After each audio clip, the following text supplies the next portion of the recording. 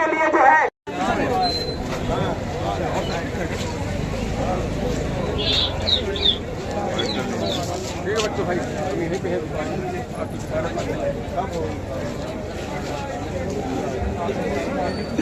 अभी जो जनता मैं आपसे ये लाश नहीं है, ये सिमरिया की जनता का दर्द है। आज जिठवन है, एकादशी है, सबके घरों में पूजा पाठ होना चाहिए, पर ऐसी कौन सी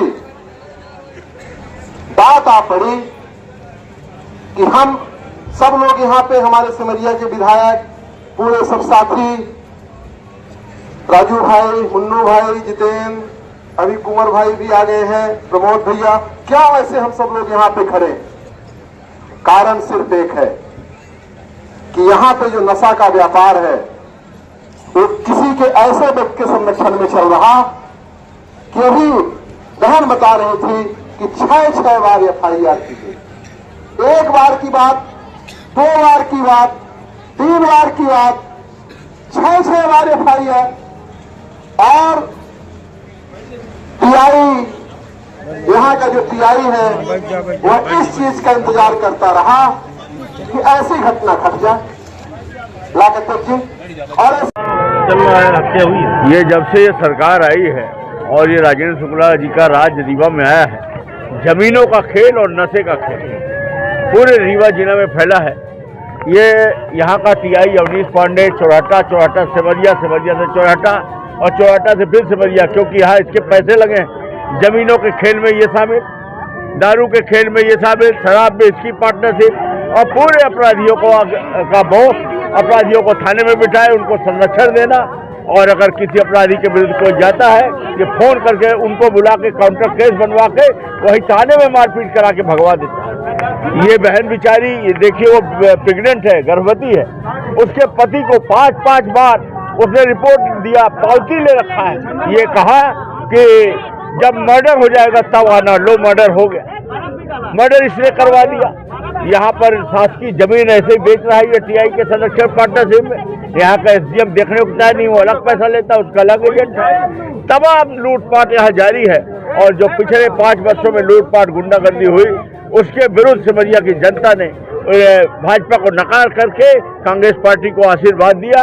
लेकिन चूंकि शासन सत्ता प्रदेश में सरकार हमारी नहीं है, और यहाँ पर ये राजेंद्र शुक्ला पूरा अपराध करा रहे हैं, और यहाँ आके अपराधियों को बोलते हैं कि चिंता मत करो, यहाँ का विधायक मैं हूँ।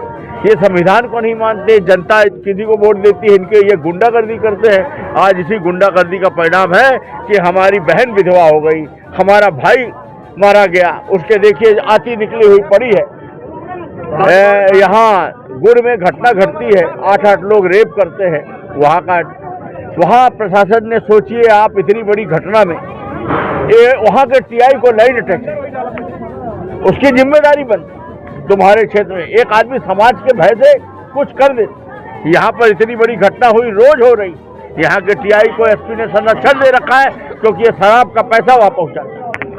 और इसीलिए आज हम लोग बैठे हैं आर पार की लड़ाई लड़ने के लिए कि जब तक ये अपराधी टीआई के विरुद्ध मामला पंजीबद्ध नहीं होगा, षड्यंत्र का, इसको यहाँ से चलता नहीं किया जाएगा और आगे गिरफ्तारी नहीं की जाएगी, तब तक हम लोग ये आंदोलन नहीं छोड़ेंगे। हमारी 5 बार गए थाने में नहीं हुई, वो पावती लिए, मैंने कागज है उसके पास, वो कहता है यही टीआई कि जब मर जाएगा तब आना।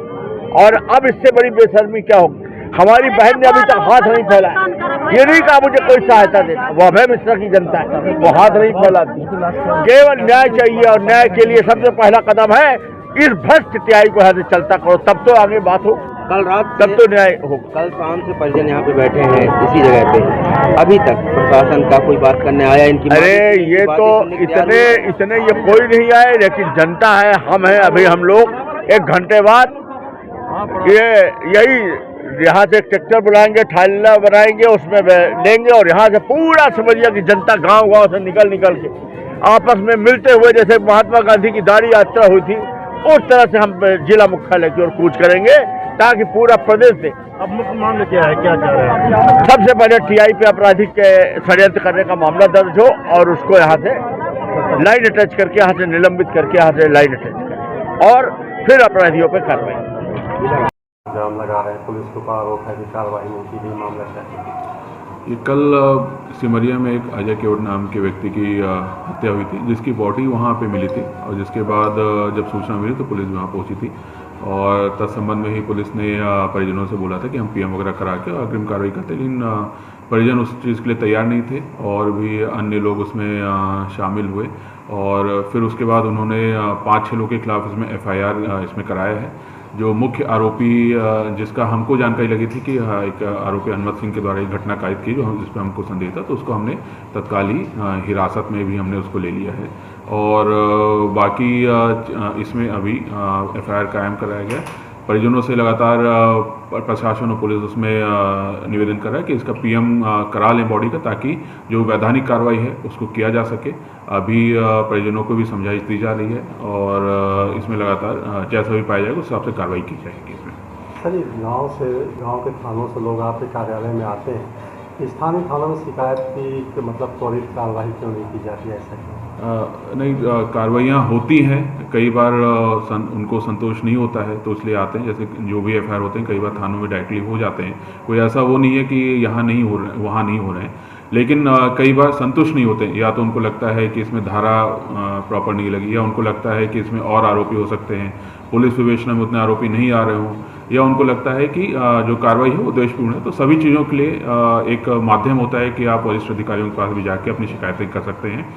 हाँ, लेकिन जो हमारे थाने हैं, अगर वहाँ पे अगर सुनवाई जैसी भी हो, अगर हम उसमें ध्यान दें और हमको ध्यान देने की अगर आवश्यकता है तो उसको लेके मैं अपने जूनियर अधिकारियों को फिर से तायद करूँगा कि थानों पे ही कोशिश करें हम ज़्यादा ज़्यादा शिकायतों का निराकरण कर पाएँ, ज़्यादा ज़्यादा लोगों को पुलिस कार्रवाई संतुष्ट कर पाएँ और ये भी बताएं कि पुलिस कहाँ कहाँ कार्रवाई कर सकती है, कहाँ नहीं कर सकती। कई बार हमसे अपेक्षाएं भी बहुत होती हैं पुलिस से कि आप जमीन संबंधी उसमें विवाद में पुलिस जाए वहाँ पे, और उसमें क्योंकि हमारे पास कई चीज़ों में पावर नहीं होती तो उसमें हम नहीं कर सकते, लेकिन उसकी वजह से भी कई बार संतुष्टि होती है। कई बार ऐसे मामले होते हैं जैसे मैरिटल डिस्प्यूट, वैवाहिक संबंधों में दिक्कतें आती हैं, तो उसमें भी हम समझाइश देते हैं, तत्काल उसमें कार्रवाई का सुप्रीम कोर्ट ने भी उसमें हमको बोला है कि तत्काल कार्रवाई की बजाय समझाइश देने की कोशिश करें। तो इस तरह के कई मामले आते हैं जिसमें हम कोशिश करते हैं कि निराकरण उसका उचित तरीके से हो पाए।